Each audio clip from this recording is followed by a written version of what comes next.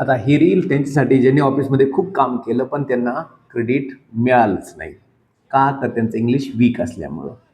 आणि ज्यांनी चांगलं प्रेझेंट केलं, कम्युनिकेट केलं, त्यांना त्याचं क्रेडिट मिळून गेलं आणि त्यांना ते टायटल पण मिळालं की लीडरशिपच्या टायटल अंडर त्यांनी खूप चांगलं काम केलं. पण ज्यांनी काम केलं त्यांना क्रेडिट मिळालंच नाही. बरोबर?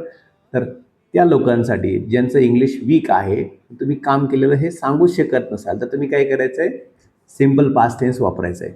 आता सिम्पल पास्ट टेन्स काय असतो? तर याच्यामध्ये तुम्हाला subject plus V2 plus object, म्हणजे आता V2 काय आहे, तर वर्बचा सेकंड फॉर्म असतो, सेकंड रूप असतं त्याचं. ठीक आहे, तर ते तुम्ही वापरायचं आहे. चल तर मग आपण काही एक्झाम्पल्स बघणार आहोत.